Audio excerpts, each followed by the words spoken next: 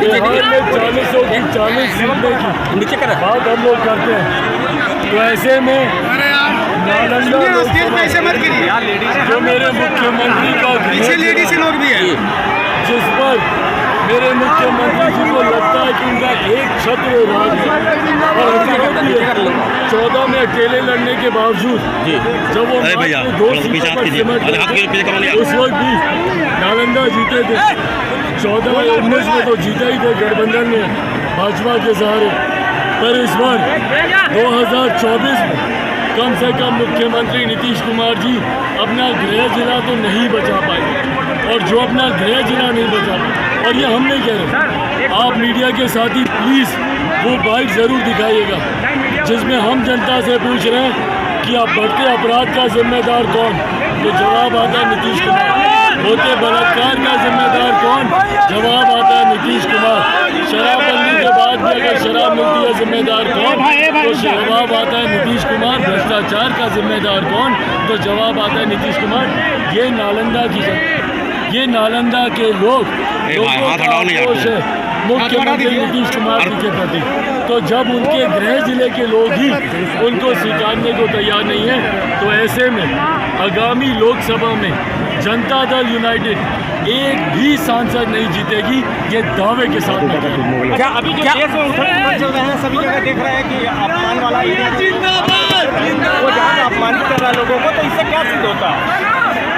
भाई जिस तरीके से विपक्ष एक रणनीति के तहत संसद को नहीं चलने दिया और जिस तरीके से संसद की गतिविधियों को बाधित किया, आपकी क्षेत्र की जनता आपको संसद में तख्तियाँ ले जाने के लिए नहीं चुनती, क्षेत्र से जुड़े हुए विषयों को अपनी जनता की बेहतरी के लिए सवाल उठाने के लिए चुनकर भेजती है।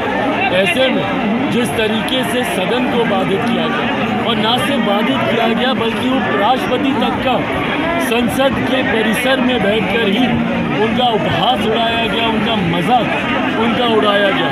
ये तमाम बातें जिम्मेदार हैं कि क्यों विपक्ष की संख्या कम होती जा रही है।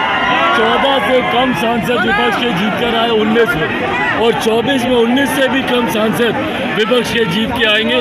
आज की तारीख में हमारे प्रधानमंत्री आदरणीय नरेंद्र मोदी जी पर जो जनता का विश्वास है, और ये सिर्फ 3 राज्यों में हुई जीत के आधार पर ही नहीं बोल रहा, मैं बिहार के हर एक जिले, हर एक प्रखंड, हर एक गाँव में जनता का जो विश्वास मौजूदा प्रधानमंत्री जी पर है, ये मेरे विश्वास को बढ़ाता है कि आगामी लोकसभा परिणामों में 400 से ज़्यादा सीटें जीतकर एनडीए सरकार। सर आपके पार्टी कितने सीटों पर लड़ेगी? भाई विपक्ष को दिक्कत इसी बात की है कि जितने ज्वलंत विषय हैं उसका समाधान मौजूदा केंद्र सरकार और हमारे प्रधानमंत्री जी के द्वारा कर दिया गया।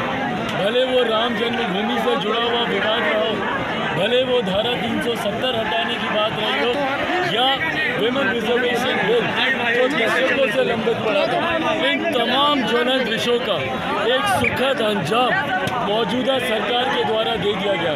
ऐसे में विपक्ष के पास अब कहने के लिए कुछ बचा नहीं। राम जन्मभूमि विवाद को लेकर दशकों से, 90 के दशक से उसके ऊपर राजनीति होती रही, परंतु गतवा आज राम मंदिर का भव्य निर्माण पूर्ण होने को आया है। 22 तारीख को उसका उद्घाटन है, और मुझे लगता है वो एक नए भारत के अध्याय की शुरुआत होगी। जरूर जाऊँगा। ठीक है, धन्यवाद।